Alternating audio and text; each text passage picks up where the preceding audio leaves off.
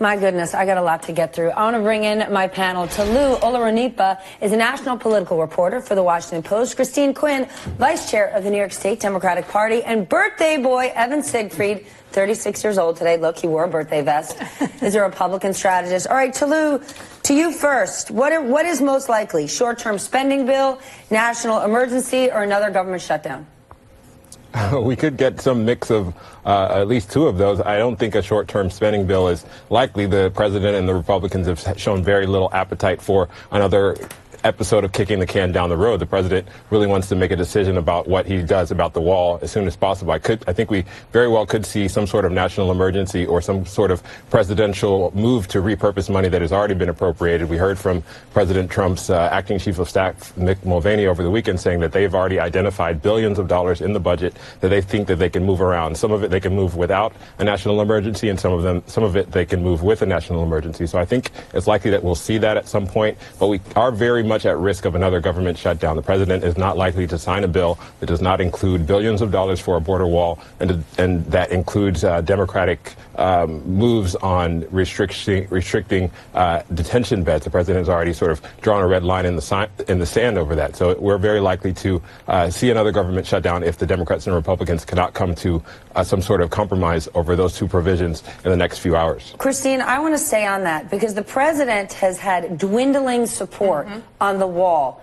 But let's talk about this new bed issue, because Democrats clearly had public opinion on their side during the shutdown. Is it a risk to throw in this last-minute demand to limit the amounts of beds in detention centers? Because doesn't it play into the argument that the president likes to make that Democrats are supporting undocumented immigrants? Well, I think it is a risk, right? And any time you add a new thing in the final week of negotiations, it's a risk. There's no question. Then why do it? Because I think it's the right thing to do. And I think whom? For the community of undocumented immigrants that we're talking about here. Look, I think there's a logistical and then more of a moral issue. We know that they didn't have enough bed space for any of the families and children when they began ripping children from their mothers. So there is a size space we have to deal with here. And as we saw during that crisis, it's not like you can just put up appropriate places for people to be detained. So that's real. Two, this idea of focusing ICE on only deporting people who are violent criminals is not a new idea in the United States. No, but we're talking about all of these government workers who could potentially, if we have a shutdown, they're not getting paid again. Is it the smart, in terms of risk management, like theoretically, I completely understand the point that you're making, but in terms of democratic risk management, is it the right move for them to make this argument at the moment when we could face another shutdown? That's 800,000 people. Today's Monday. Great point. Today's Monday, and the deadline is, Friday at midnight. That's a long time for things to go up and down. It's not. And this is also, this kind of stalemate we're at right now. I've seen many a deal go to dead on a Monday and be alive by Friday. So I don't think in risk management they've stepped over the line at all. Well, here's the thing. We could have an agreement with the White House, Republicans and Democrats, where they're all in cahoots and say, this is the perfect deal. It still takes time to pass it. It takes several days. So we should have had an agreement to be able to get it on the legislative calendar and passed in the House and the Senate and then signed by the president by the end of the weekend. Now we're running into the clock. We're in overtime at this point. There's still the logistics of passing the bill, and we don't even have an agreement. If they don't have an agreement by tomorrow, we're probably going to get some form of a shutdown, and that's a huge problem. And I think there's also something going on right now.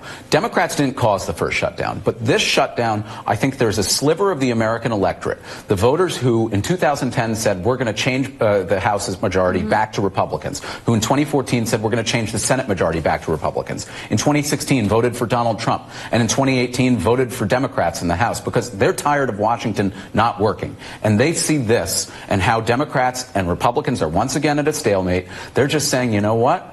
All the bums are two sides of the same coin, and while we might not vote for Republicans or Donald Trump in 2020, we'll certainly sit out, which will hurt Democrats and Democratic presidential nominees. Look, I think we have to, at this point and other points, hopefully stop running everything through the prism of the impact on the next election. This is an important bipartisan committee with good people, on both sides, by all accounts of how they stack up as legislators. And we need to air the issues that need to be aired, because otherwise we're going to be back here in 2 months or whatever. And the Democrats and the Republicans, whatever their perspective is on the wall, need to raise those in these negotiations and see what is the closest compromise that makes everyone a little unhappy that we can get to. And to not raise those issues that are out there is an injustice to the process. But it's not through the prism of the next election. It's the prism through the elections of the past. The voters have spoken and said, we want government to work, and here's the message we're sending you. And we're hearing and we're seeing that the Congress is completely deaf to that message. And that's very frustrating as an American, that our Washington is broken. We are not seeing that they're deaf to that. We're seeing a bipartisan committee have negotiations and be more forward-moving than any of the other structures that have been put in place over the past months to deal with this issue. Bipartisan committees are where issues get raised and get flushed out, and some get moved forward and some don't. And although you're right, you have to have time to get legislation passed, things can always be sped up. So Americans should not panic because we're at an issue where there is an agreement on Monday. We also have to remember, if we go into another shutdown, detention beds are part of it, but the wall remains the primary reason why we will go into shutdown. Because we have no idea if the president would accept what had come, where they were heading before we got to this detention bed issue. It's not like the president's publicly said, yes, he'll take that. So that's still a real question, too.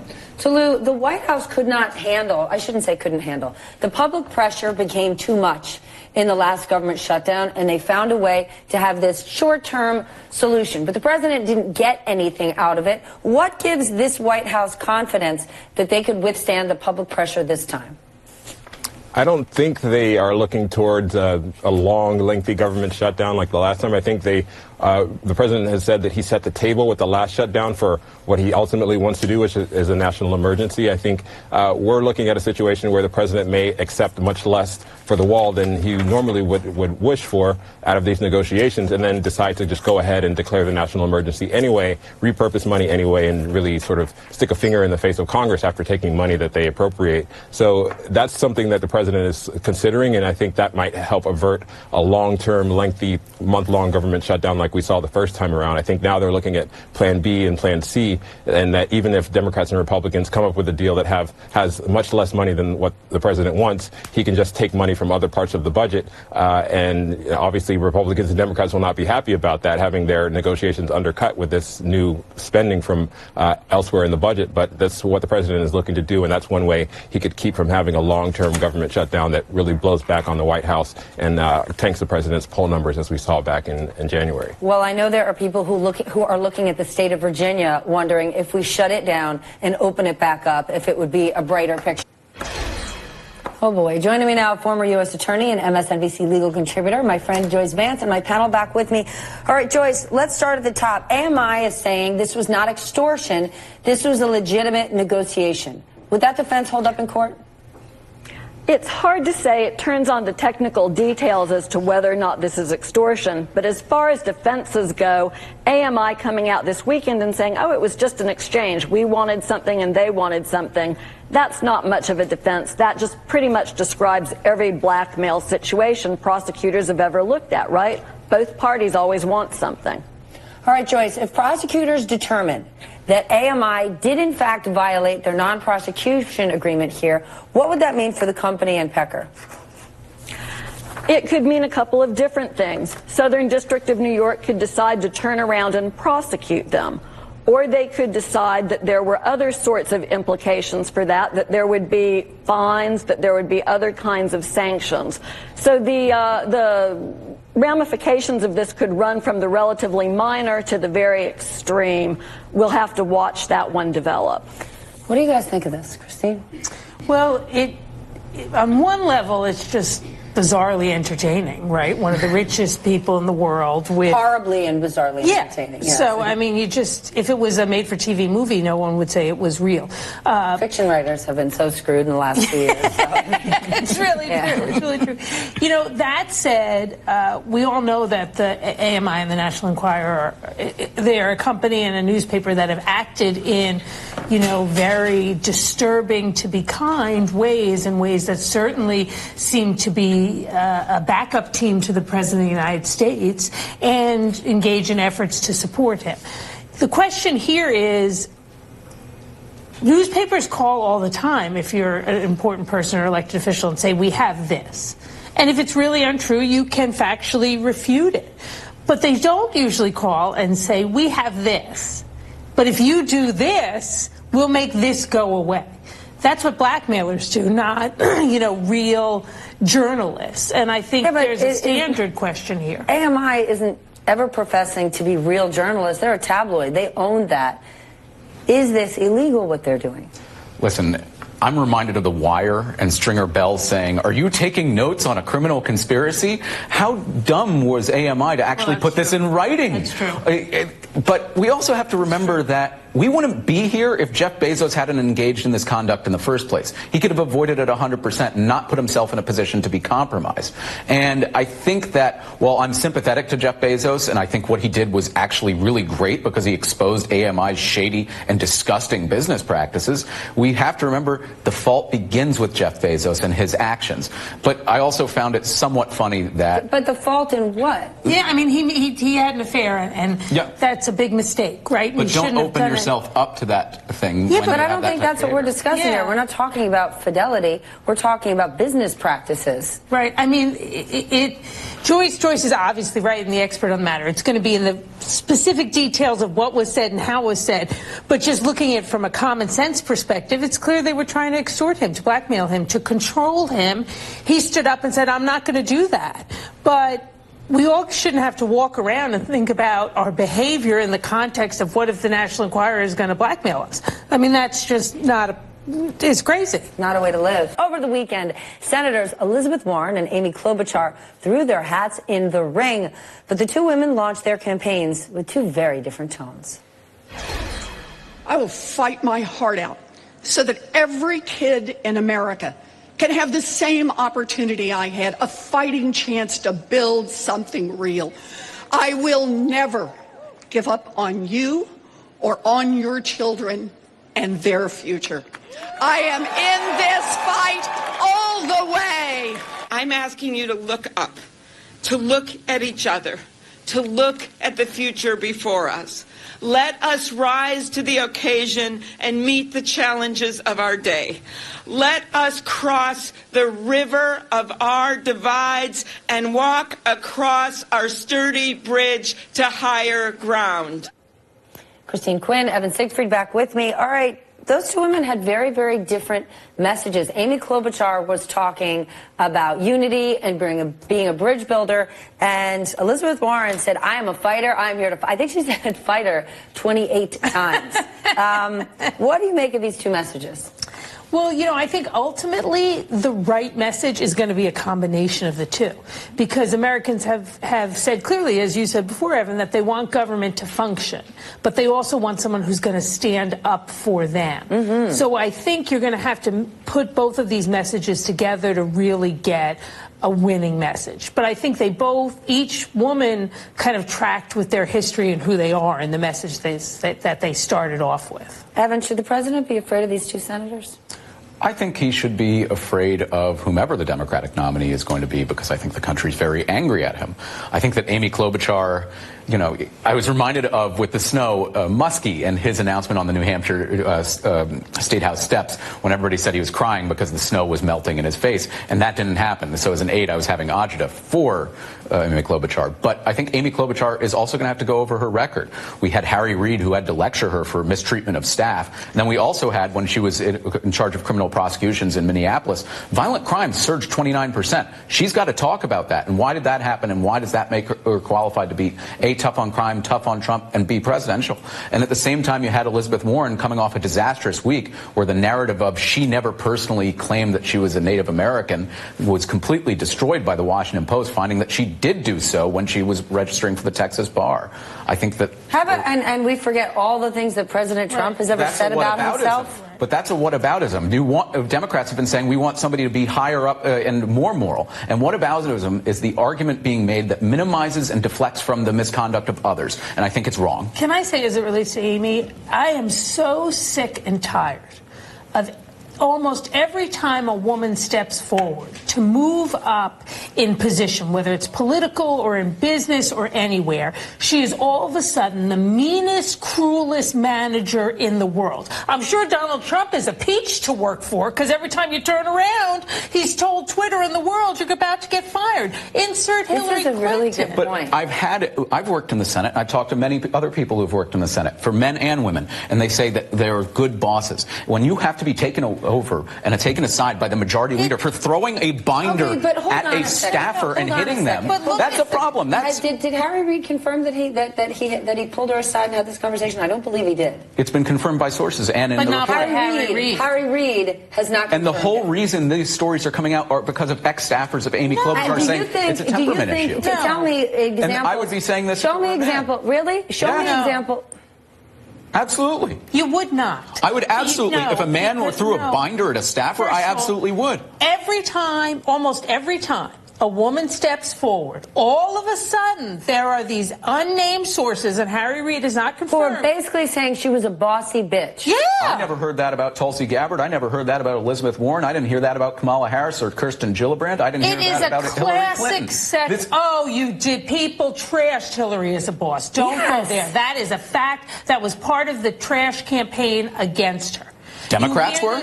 Over and over. What Democrats were coming forward and saying she was a terrible boss? Any woman, you could insert so many women's names into Amy Klobuchar in that article. I'm sick and tired of it. I'm sick and tired of a man who is ambitious and moving up, being smart, strategic, tough, strong. Tough. And a woman is just a bitch. Give me an example of when we called a man bossy.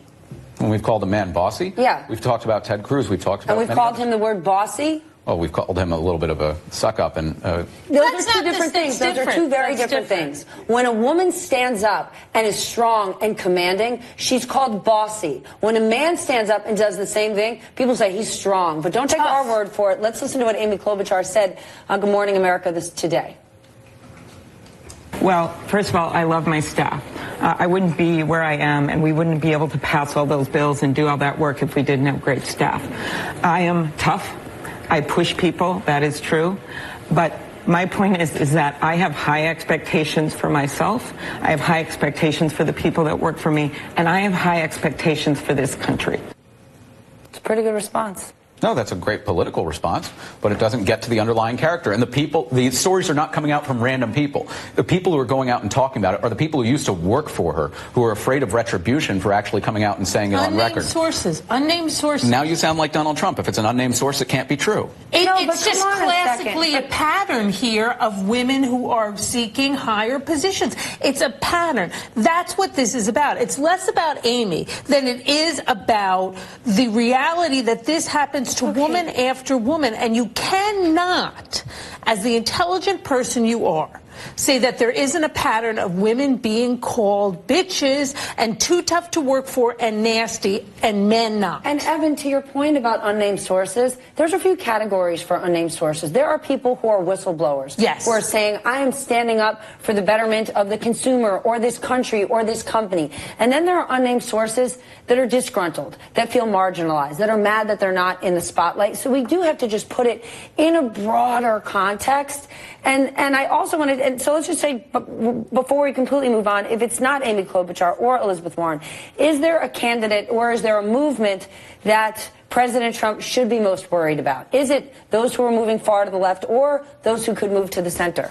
I personally think that Joe Biden is the smartest pick for Democrats. And I actually also believe that Amy Klobuchar would be a great bottom half of the ticket as VP, because as we saw her... Bossy. Oh, come now. I think what we saw her, she was an effective prosecutor in the Kavanaugh hearings, and her questioning I respected the heck out of. I didn't agree with her on it, but I thought she was very good and demonstrated why she should be in the Senate and what, as an effective senator for Minnesota. But why does she have to, as a woman senator, she has to demonstrate she should have a right to be in the Senate? The people elected her. She has a right to be in the Senate. That's just, and it's not intentional, Evan, but that's just the kind of way we talk about women, and we don't even realize it. We wouldn't have said about a man's testimony that he proved his worth to be in the Senate. These are big issues that permeate our society, and we have to think about them very honestly as men and women, because women do it too to other women, maybe even worse. But she deserves to be in the Senate because she was elected, not because she had a good day of questioning. Do you know, it's a really good point. Women, we also do it to one another. We just have to take a closer look. Thank you. It's an important conversation. I don't want you to feel like you just got beat up. On your birthday.